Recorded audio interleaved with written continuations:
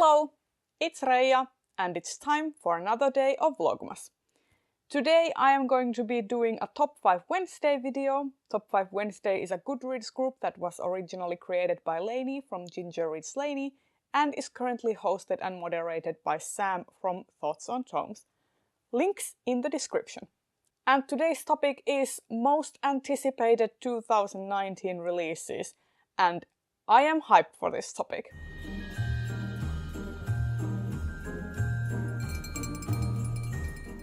I am going to be going through my picks in chronological order, so starting in February, I have Black Leopard Red Wolf by Marlon James. This is an African-inspired adult fantasy, which has been coined as a kind of spiritual successor to things like Game of Thrones. And it is about this character called Tracker who has an ability to pretty much find and hunt anything, and they are tasked with finding this boy who disappeared 3 years prior.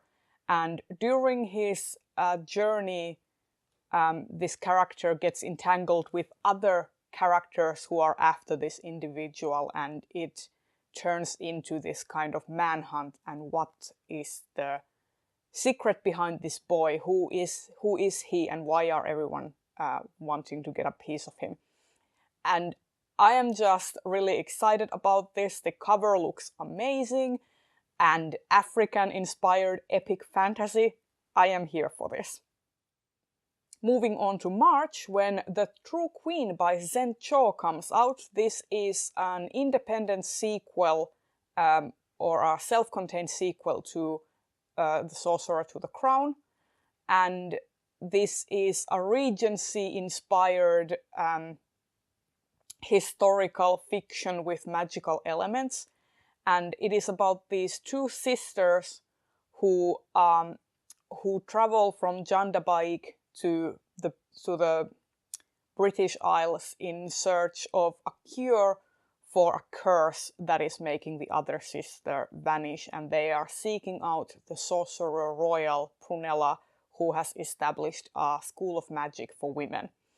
And I wasn't like a huge fan of the Sorcerer to the Crown. I liked it, and I was really fascinated by it, and I loved the world building, and I loved the characters, but there were some bits about it that I wasn't really keen on. So I am really interested to see how Zen Cho improves upon what she has already established.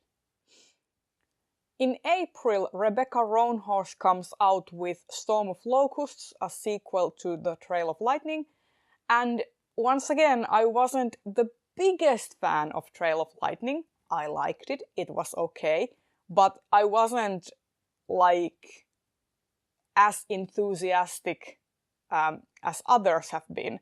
But I am still eager to find out how this story continues and how the relationship between Maggie and Kai continues to be developed, and I am eager to see if the one queer character that is in Trail of Lightning gets more development and gets to shine in this next installment in the series. I am quite intrigued, but also tentatively wary. In July, J.I. Young comes out with The Ascent to Godhood. This is the 4th Tensoret novella. I have only read 1.5 of the Tensoret novellas, but I have loved what I have read. I still need to finish Red Threads of Fortune and move on to the Descent of Monsters. But I am really liking this series. I like the magic system, I like the world building, and I just want more of the same thing. And this seems to be dismantling of power systems, and sort of the balance of power shifts in this novella, and I'm really eager to get to it.